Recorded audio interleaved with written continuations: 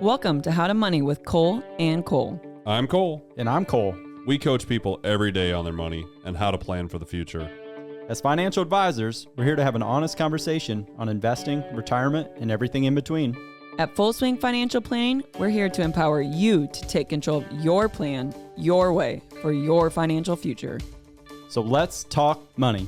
And sports. Welcome back to How to Money with Kole and Cole. I am your host, Baileigh Ashbrook, and I need Cole Jasky to step it up today on your golf game. Oh, yeah, we got a big match today. I was like, where are you going with that? Yeah. And then I forgot. Yeah, I was like, yeah, we're on the same team. We got the office golf outing here this afternoon. So big day in the Full Swing Financial office. You're going down. I was going to say Cole looks confident, but I've been full swing in baseball, so I don't know how good my golf swing's going to be. Cole P picked up the best spouse, I would say, out of any spouse to be on his team. Yeah. Out of the employees. Yeah, I don't know. I mean, the ladies have such an advantage when you move the tees You are can hit so a good far drive. If Yeah. they can hit a good drive, it doesn't matter. The men's drives usually don't matter, but yeah, I'm here to win, but Eddie's been playing good, so that makes me a little Well, that's the thing is nervous. Eddie and Cole are both better than me, right? So I picked the strongest non-Eddie Cole.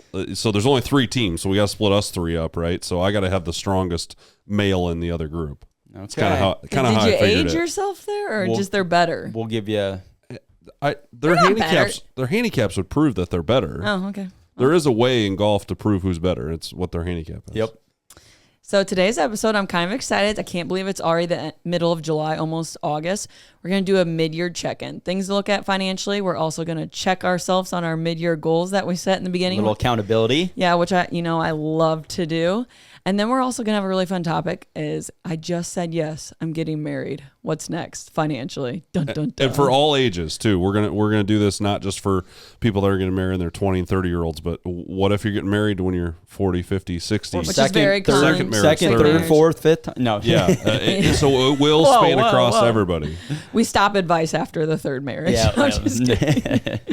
Just But kidding. Obviously, there's something that took place that everyone, I think, seen on the news, and I'm going to let Cole Jasky talk about it. Now, we've said this before. We try never to take political sides or talk too much politics, on this podcast. But we do want to address, the attempted assassination of former President Trump that took place this past weekend. Very fiery topic, but I do want everyone to just remember we're all human beings when it comes down to it, and it's very important to be able to agree to disagree, right, on something, right? We can have a verbal argument and not be violent about it or be mad at, it's everyone has a different opinion. We sat in this room before we were filming the podcast and we were talking about some of the hot, topics going on politically or just in the world. Yeah, in the world in general. And we don't all have the same opinions. And, but I do think it's important for us to say, for people to respect everyone, whatever side they're on.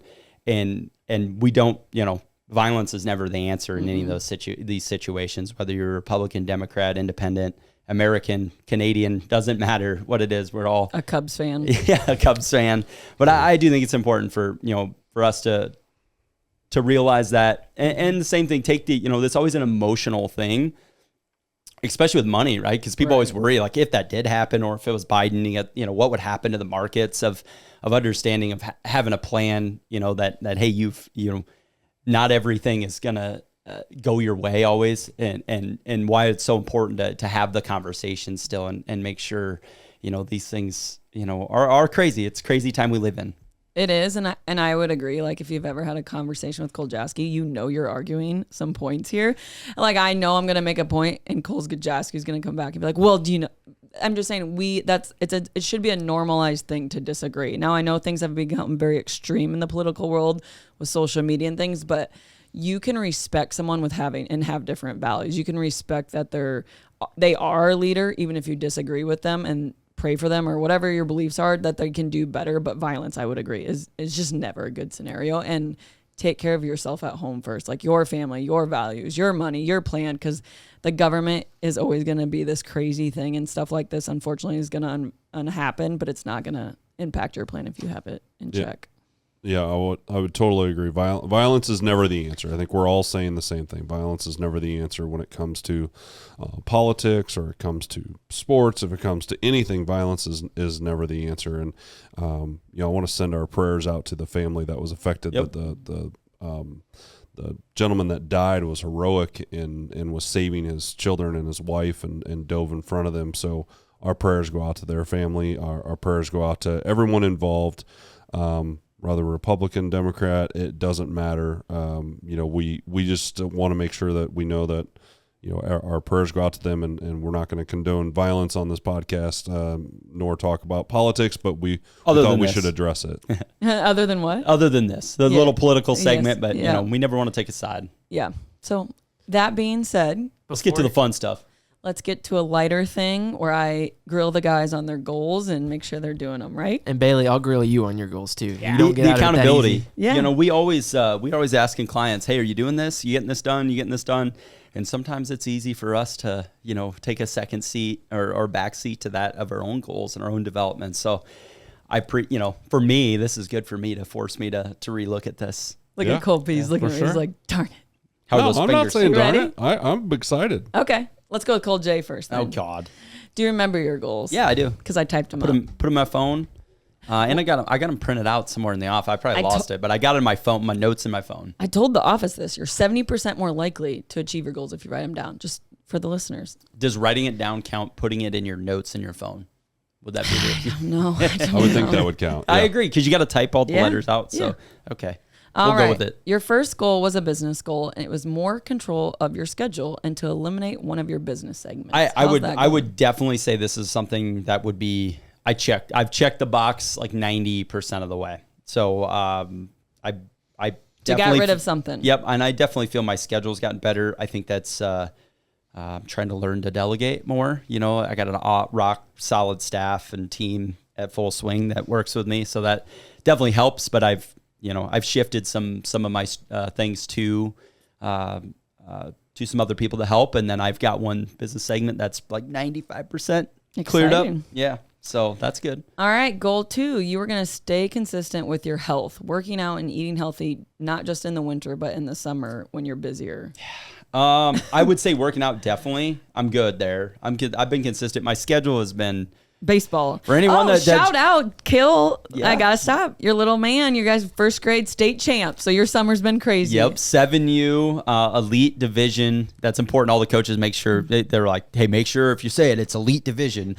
State champs for the state of Iowa, 7U. Now this is coach pitch, so we got a long ways to go. But our boys, I tell you what, I told my wife this was this past weekend. I have not had the feelings of that since I played college football on Saturdays, of how intense and how much joy that was with the boys, and seeing them develop friendships through baseball and sports, and the dads. It was a pretty fun moment to see our local little community compete with the Cedar Rapidses and Des Moines and all their elite teams, and we came out on top. That's awesome. Well, Congrats again. Yeah, that was cool. I wanted to add that because I know you've had a busy summer. So But that has thrown off my good transition of my schedule on health and fitness. This is going to sound like an excuse coming out of my mouth.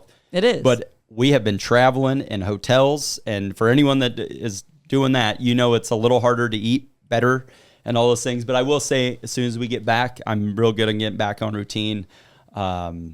Eating healthy, same thing. It's one of those that's where I maybe miss the gap a little bit. The working out, I'm good, and missing the gap maybe on the healthier side of the eating. So we'll call that one a 50-50 so far. I've got the back half of the year to make it up, though. Yep. Okay, last goal. You want to physically, not listen, but read 6 books. How's that? I've got 2 out of 6. So I will say I'll read more as it starts getting darker, right? The golf Cooler out. season winds down. I read a lot more after November because it's darker earlier, and I'm inside more. You got time. So I got time, but I'm a little behind. I think I read like 10 books this year. So Yeah. Chelsea reads like 3 books a month. So Yeah.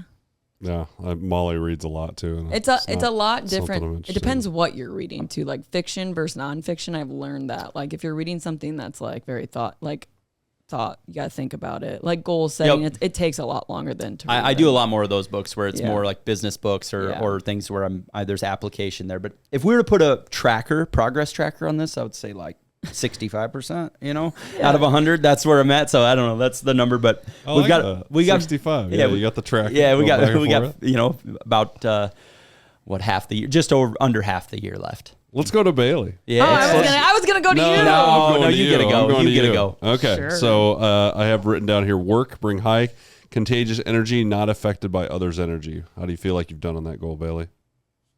Reflecting, like I want to say 100%, but that's not true because if you know me, I feel people's energy very deeply. I would say it could improve. I would say 62%.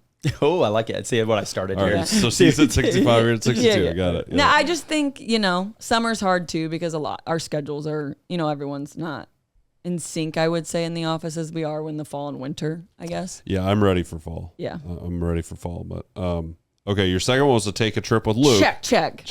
Yes, It was a you great did. You guys trip. went to Arizona. 100%. Had a good time. That was an amazing trip. We did. It wouldn't be a trip you would probably enjoy. Woke up every morning, went like 3 or 4 hours of hiking. No. Even I'm active and I wouldn't. So I'm like an hour. I'm about an hour and a half. It's when you wake up early, Yeah. it's Arizona's amazing. Yes. Anyways. All right. So, and the last one is vulnerability connection with friends. Uh-oh. You had a 0 there. Yeah, got the the facial expressions Okay. kind of saying, That's what you gotta work on. It's so easy for me to just stay in my bubble, and I know that. So, I did sign up for sand volleyball, which I don't think counts towards this goal at all. But for the fact that I'm staying up past 8 I o'clock was to hang out with people, very surprised when I heard you were part of that a team. 9 p.m. game, the first game. Bailey's like, "What am I doing?" I heard her in the office. I She was know. like mad about it all day. Not mad, but she was talking about it. It so- does Yeah. disrupt my life, but it was a great. Once I do it and I'm out, I'm having a great time, and it doesn't bother me. The next morning I'm a little irritated, but it doesn't take long to get out of it. But yeah, Let's do an overall percentage meter. Where do you think you're at? half. Okay, 50. All Because right. I would say for one, obviously that's an easy one. One you slam dunked, one's partial Yeah, way. the thing about those 2 goals I set is they're very hard to measure. I Yeah. would say it's not like a number, so it's like a feeling thing. Your so. nice thing about it is you're your own measuring stick. Yeah. Yep. So Perfect. All right, Cole P, since you want to pick on me, I'm going to pick Yeah. on you. Uh, All right. This was actually for if you are an OG listener and you listen to every episode, which some of you should, I'm just kidding. This was your goal last year and you didn't feel like you hit it. So you upped the ante this year. So 6 date nights this year with Molly. How's it going? yeah, I would say officially we have done 2. Woo. Now we have You've taken trips. the trips. I'm not counting those. I'm Oh, I saying like would. something outside of the trips, like Your ordinary- vacation, like where you just set up a date night, get a babysitter. We just like in Fort Dodge, like Mm-hmm. do that. Done 2. So, we got That's the pretty rest. good. Yeah, we Yeah. got I've got it written You down on guys my went to desk. San Fran. Like you've had time. Yeah. Okay. Right. Ooh, cool. Stop biting them nails. This is. I knew this one was going to be very difficult. You were for me. doing really good. Yeah. And then yeah. you kind of, It goes in waves. Like I realize that I'm doing it's funny because I've given my son, my wife, all my children actually full reign to tell me when I'm doing it. Stop it, Dad. Yeah, because I don't realize it. I've been doing it for 40 years. You I gotta don't have, realize that I'm doing it. Atomic Habits, that book, the very first chapter is about someone, how they decide they're a person that doesn't bite their nails and they like identified as a person that takes really good care. The guy started to get manicures. So just the food for thought. Go to, manicure, get the fingers Clean, done. because he just loved how clean and respect. Yeah. I probably should read up something on how to stop. Yeah. I'm just thought, I've just put my mind to it. I can just Cold stop. turkey. But we'll we're It's a getting there. process. Is there a, sorry, I'm getting a little off topic here. Bear with me. I just thought of this. Is people that bite their nails, are you more likely to get sick? I wonder. I was wondering that because I know there's a lot of bacteria. I know, on your that's nails. what makes it so I was gross to wondering. me. I was wondering that, like, Ladies- even if you're really cleanly, it's one of those things. Like, I respect everyone has different ways. Like, yeah, obviously, I'm more of a tomboy, if you know what I mean. Girly girls doesn't bother me, but the long nails, I'm always like, how much germs are under there? How much bacteria is under those nails? I tell my sister all the time, I'm like, the longer the nail, the more the germs, right? I don't know. I don't know I if was that's just how wondering. it We'll have to ask a doctor. Well, then I have no gonna- germs on my Yeah, nails. Kale's got no nail. Or, Kale. Called him Kale. Yeah. All right, working on it. Okay, every week, some time of enjoyment, golf or something. You wanted to make sure you were enjoying the week. How's that going? I've tried to make sure that I'm putting things on my calendar to do that, to take some time away. That is more of a spring and fall goal because the summer crazy schedule, as you guys know. Mm-hmm. So I feel like I've done a good job. Starting out the golf season, we did play pretty frequently. It's been slowed down lately because of other stuff, but really I'll be able to nail that one in the fall, hopefully. Okay, so where are you at on the scale? I would say I'll say 57%. I like kind it. of in the middle of you two. Okay. I always want I to like be it. beating Baileigh, but I don't feel like I'm doing as well as Cole. So, I wanted to go somewhere in between. We'll see. We got almost half the year Yeah. to go. All right, let's pick on Caleb. Don't Okay. forget Caleb. All right, Caleb, 2024, you were going to, for work, improve graphic designer skills. How's that I going? would say I've definitely improved. I mean, there's always more room for improvement, Yeah. but if I didn't improve But any you've more, been working on it. yeah, I would say if I didn't improve any more the rest of the year, I would feel like I accomplished that goal. Okay. So 100. All Yeah. right. We'll give that one to you. You Check were- the box. Check. You were going to start working out 3 to 4 days a week because you didn't at all before. How's that going? So in the spring, it went really well, and in the summer, it's been not good. But I plan to get back to it. You So, did start doing it. yeah. And then Me and Lily would go together. So. Oh, nice. Cool. Oh, but that's Good. probably tough with the kids. Right. And especially my parents moved in April, and they were our drop Parker off at mom and dad's house and go to the gym for a couple hours or whatever.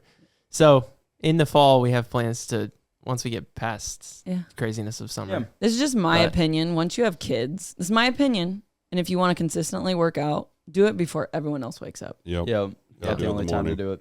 Yeah. So, anyways, So I would say we'll give that one like a 50%. Okay. Because I Okay. did at the beginning and I'm not now. all right. All right, next one. I get a 0 for books read. Oh, no. He didn't want you read. He didn't He's want. like Yep. 0. Okay. X. Yeah, it Why? was You read 3 to 4 You books don't this enjoy year. reading, or you just think the Yeah, time? Well, both. I mean, the time to do it, but also I'm just not a big reader. So Yeah. I get that. All right. Well, I know you met this goal. Meet with the best financial advisor. Oh wait, you didn't meet with me. You met with Cole. Meet with a financial advisor this year. I did do that. So, So you're 100% on two of them. Yeah. And but then about I'm not so great on the other two. So 50. All right. I'll say we'll give about a 50 to 60. Something Yeah, I like would say that. you got like 60% is what I was. You go gauging, yeah. 56 right below me. All right. I'm deal. 57. Okay. All right. All right, guys. I appreciate the accountability, and that's the mid-year goals. We're going to come back and do a mid-year market, and then we're also going to talk about, you just said yes to marrying someone. What's next? Uh-oh. Run away. Run. This podcast is produced by Spin Market and Digital. Located in Fort Dodge, Iowa, Spin Market's highly skilled team can help you increase your market by updating your website, improving SEO, designing advertisements, and producing podcasts that will grab the attention of your market. Contact Spin Market today for all your digital marketing needs at digitalagent@spinmarketwith2ks.com or call us at 515-302-8026.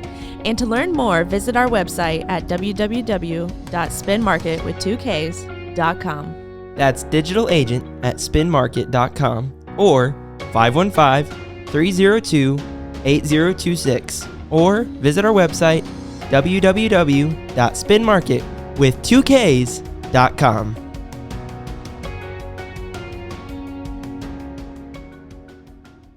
Let's do a little dollars and cents. Dollar bills, y'all.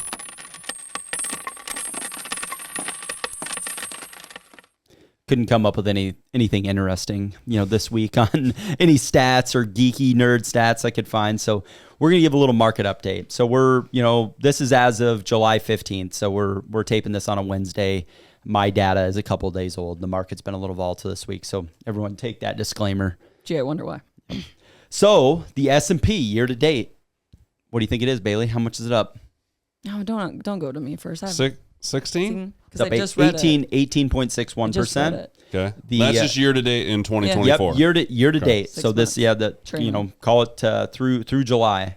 The Dow Jones Industrial Average is up 18.86%. Oh, excuse me, sorry, it's up 7.22%. The trailing 1 year was 18.86. So over the last year, if you look back. And then the NASDAQ, that's the one that's the hot topic right now. Everyone's seeing, NVIDIA, all these crazy tech stocks. Year to date up 22.27%. Now it is down close to 5% this week because we were down big yesterday, and it was, when we're filming this right now, I know it was down as of an hour ago. Pretty good. So, which we have not seen a pullback in quite a while in the overall market. So long, probably long overdue.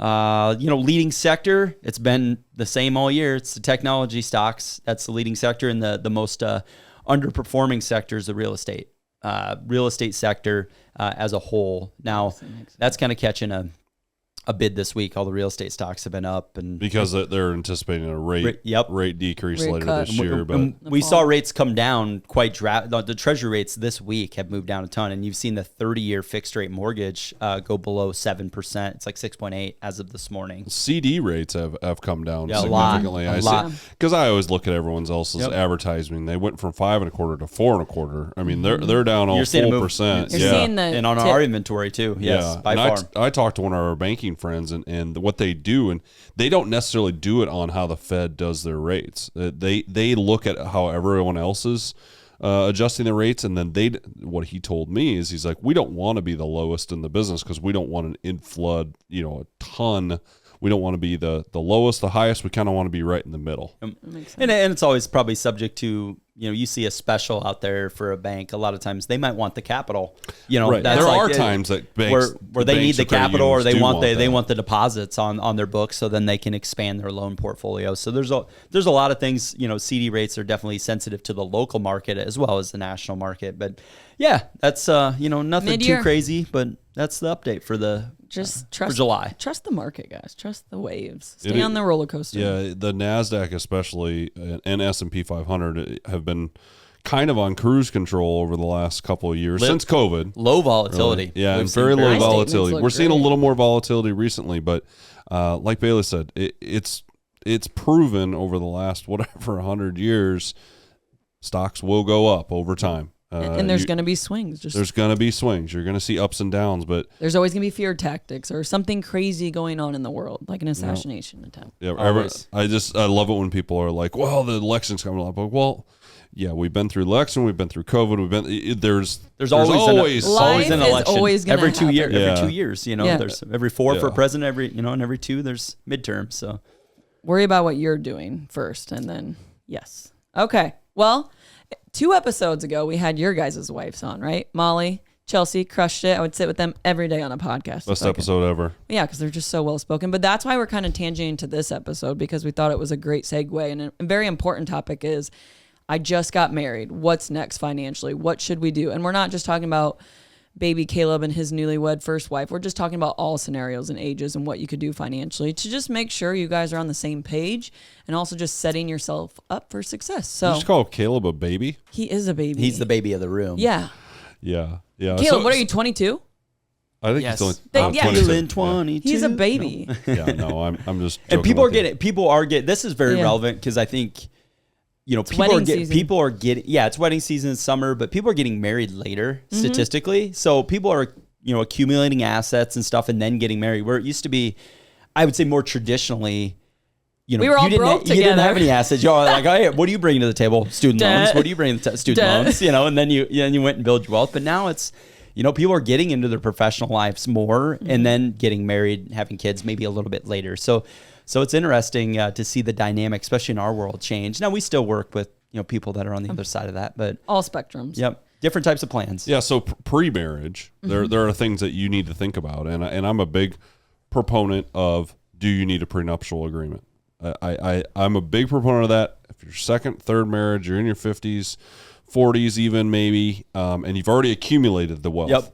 Something to consider. It can be a sore subject. I was going to say, it can be a hard conversation. It can be a hard conversation. But at the same time, we see people that go through divorces that didn't have a prenuptial agreement, that had significant assets before they got married, and it becomes a huge problem. So think about that. I know I've brought that up to some of my clients. Some get offended. Some people get offended, and some people do it. Some people don't. But at the same time, you've got to realize that if you come into a marriage with $1 million and the other person comes in with zero, all of a sudden they are entitled to that $500,000. So, and I'm just a stat and a realistic person. I think a lot of people think, okay, if I sign a prenup, I'm already dooming to the end. And I get that maybe in your first marriage when you both have nothing and there's just like, you're not in it together. But I just think as time goes on, you learn, like, statistically, if you get on your second or third marriage, it's a high percentage you might get divorced. And I'm just being realistic. And also, do you want to leave it up to you how those assets get divvied up, or a judge that you don't know and it's up to the state? So it's just something to think about for sure. Hard conversation, yes, but also real conversation. You should want to have, if I'm coming to Kole, say I'm not getting married till I'm 40 and I've accumulated a good amount of wealth or own business assets, I want Kole to ask me those hard questions of like, hey, do you have a prenup? Are you or if I'm saying, hey, Kole, I'm going to get married, is anything I should be thinking about? You want an advisor, people that are going to ask those tougher questions. Not every conversation should be comfortable, and that's an uncomfortable one. Especially when you're getting married. But you want to work with professionals that are going to challenge you on it. Not saying it's the right or wrong thing. You get to decide that, but that's important. And that's why I think it is important. If someone comes to you to at least ask the question, you might make you uncomfortable. But and we ask that question for several reasons. Also, we're designing your retirement plan. Well, if you get married at age 60 and you're going to retire at 65, and all of a sudden now your assets are commingled with that person that you got married with, it can change your retirement plan. So that's why we have to ask the question. So I would agree with Kole. It's an uncomfortable thing for us to ask. We're not asking because we want to make you feel uncomfortable or we think you should sign a prenuptial. We're asking the question because we need to know the answer for. We need to plan for it. We need to plan for it. If you are or you aren't. I agree. So I think number one, you are engaged at any age. The number one you need to do is sit down with your significant other who you just said yes to and say, okay, what does our life look like going forward? Like with money, are we doing it together? Are we doing it separate? Are we having a prenup conversation? Are we combining assets? And again, this varies differently on age, but there's other important things that you need to do. But I think number one is having the conversation, like debt, assets, income, goals, retirement plans, all those things. Like just get the conversation started. And we talked about that with our wives. I think this is a point. If you're not comfortable with this, because we both all made the comments where we know people that didn't talk a lot about money pre-marriage, and you're like, or didn't, you said you had a friend that like found out later didn't want to have kids. Like those are things that you probably should know if one wants to, not. But feel free to come to an advisor. That's where we love to facilitate those conversations or to ask the questions. Like, well, what's it look like to you? It's the same thing that we're doing in the retirement planning.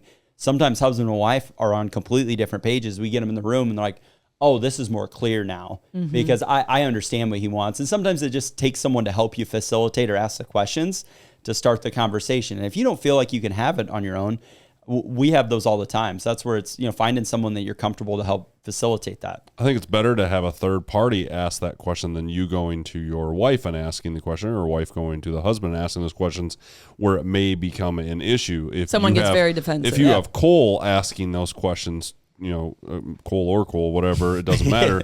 Asking you those questions, and maybe you haven't talked about it. Sometimes, so I've had these meetings with people, and sometimes I ask a question, and they're like, well, we've never talked about it. And I'm like, okay, we'll talk, Go back and talk about it. Yeah, after you leave this room, have that conversation.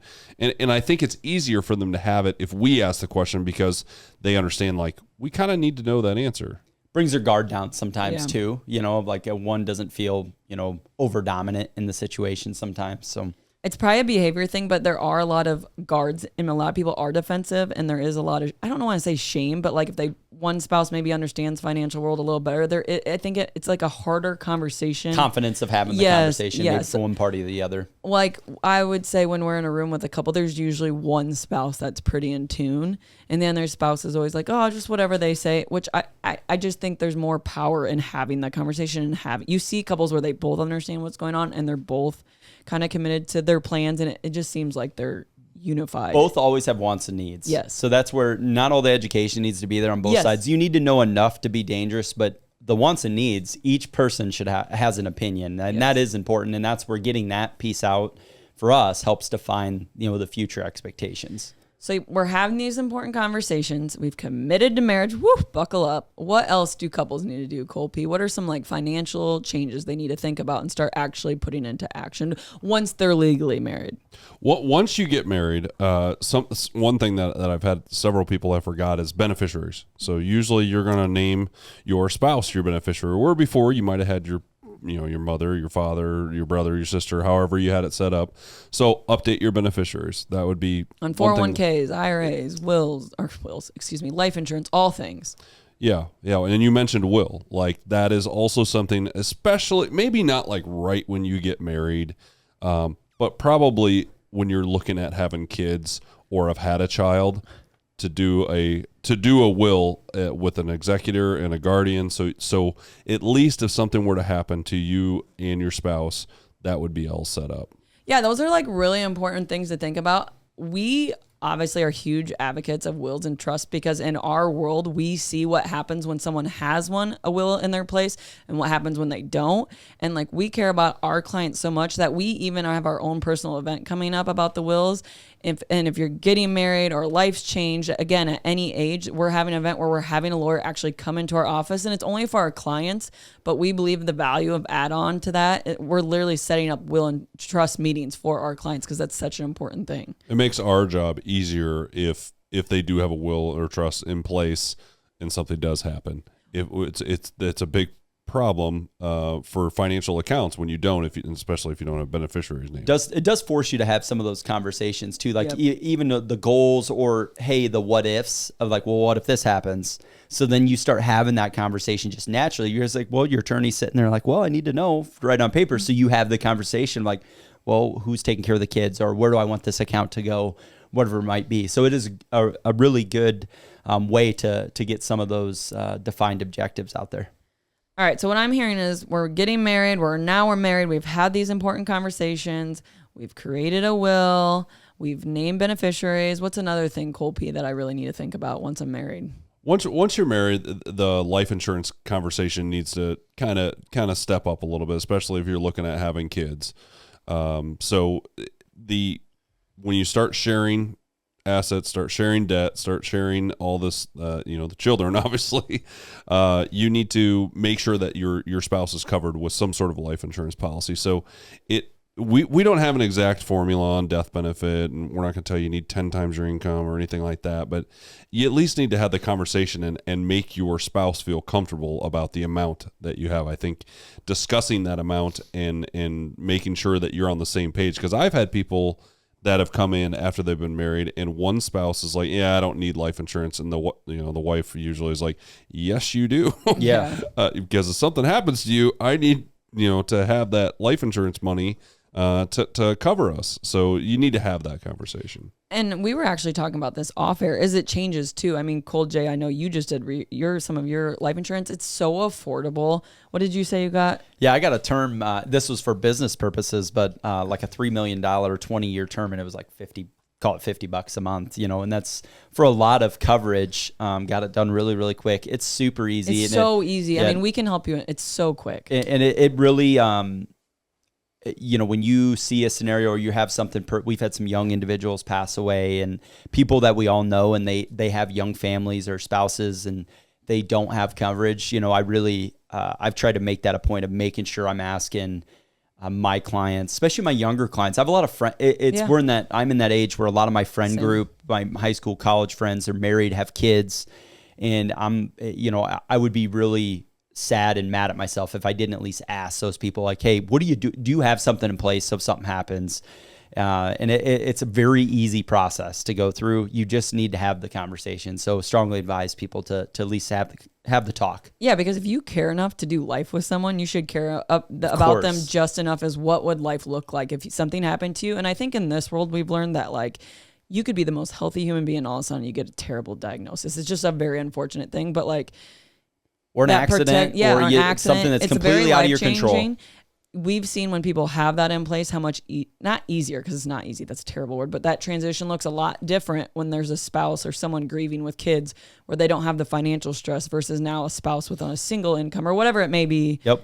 Or like even if something happened to one of your spouses, now you guys need to replace all their needs. It's just so much easier, and you should just care enough to protect them. So I think that's a huge one once you get married, is to look at life insurance. All right, so will, trust, important conversations, new beneficiaries, life insurance. What else we got, Cole J? Retitling of assets, right? This is another one of those conversation points. Are we going to have joint bank accounts? Are we going to have joint savings accounts or separate accounts, separate brokerage accounts?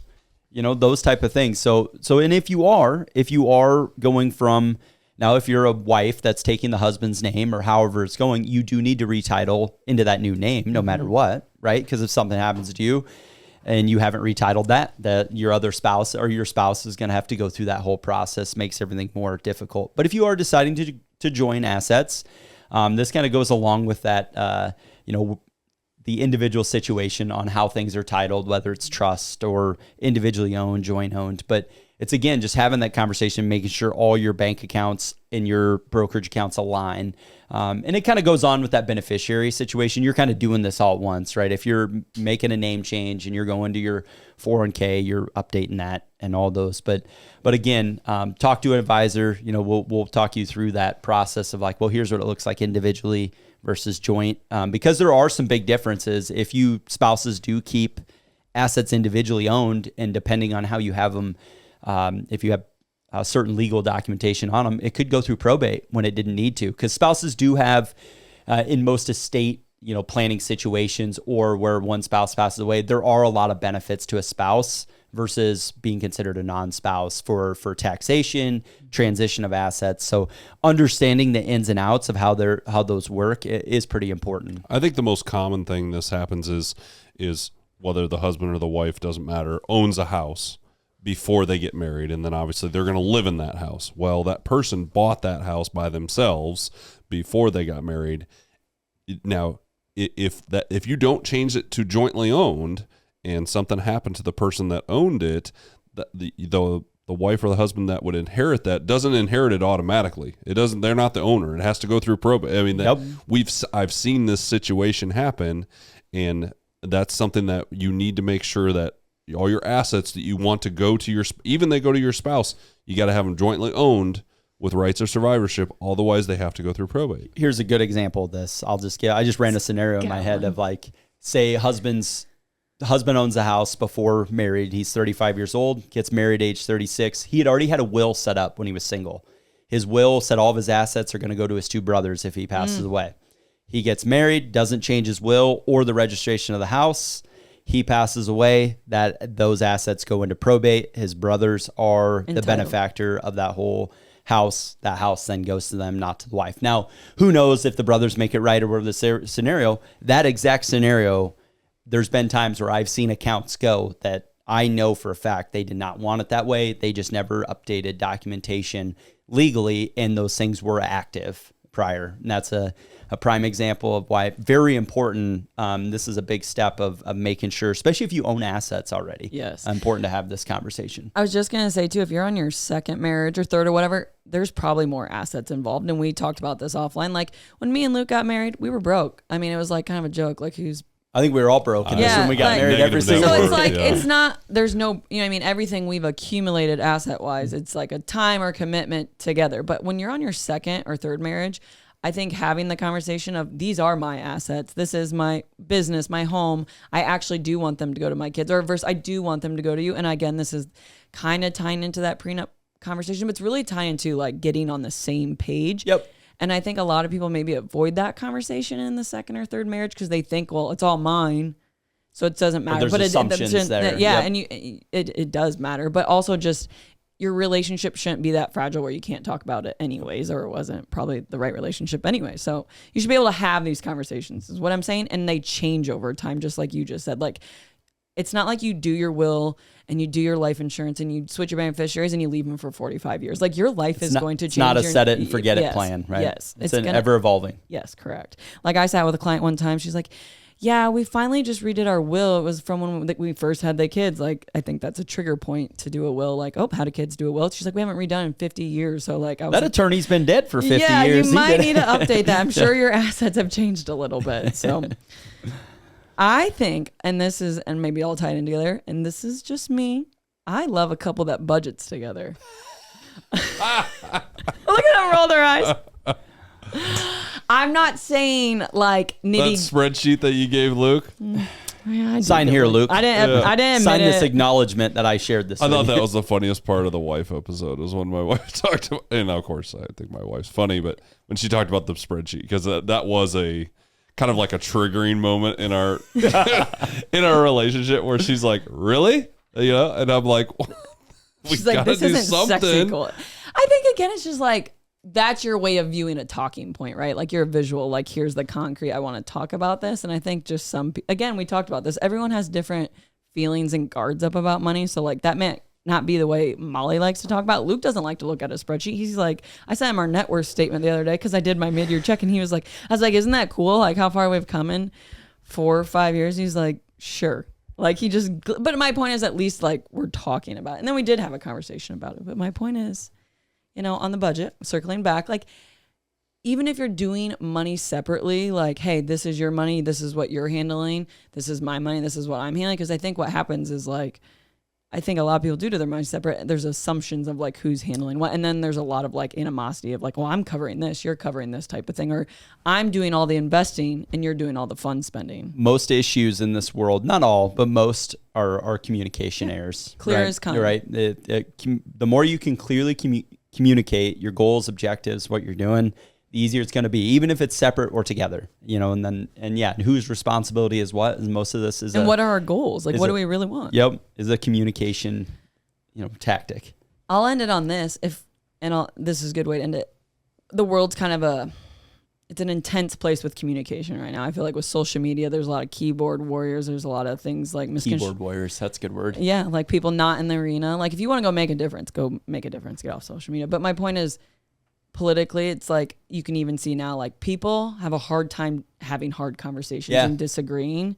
And I think that's also why divorce rates are high, because I think a lot of issues are conversations that just like they didn't have over time. And I think money is one of those really hard conversations. They expand kind of like a balloon and they pop and eventually. They start touching everything. So yeah, that's why I think this episode is important, because I do think it is important. It may not be the most fun or sexy thing in a marriage, but I'm telling you, I think the fun part's more enjoyable when you take care of these things. Yep. What we're saying also is if you really, really, really want the marriage to work, and you which really most care people about someone, I would hope so. Going into it, discuss right? money before, because the number one reason for divorce is money. Yeah. Yep. Because people have different views, feelings, opinions on what they want their money to do, but you can you don't both have to agree on everything. It's just have the discussion. Correct. I agree. Have a good talk. Well said. Today. I hope if anything, this episode, you want to go sit down with your spouse and have a good conversation. And do a budget. Yeah, absolutely. To be successful at anything, the truth is you don't have to be special.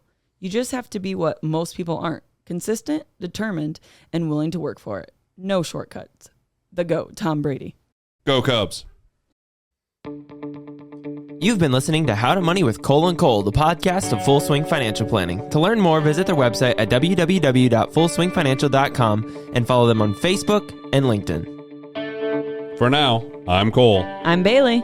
And I'm Cole. And we'll see you on the greens. 4. Securities and advisory services offered through LPL Financial, a registered investment advisor, member FINRA, SIPC.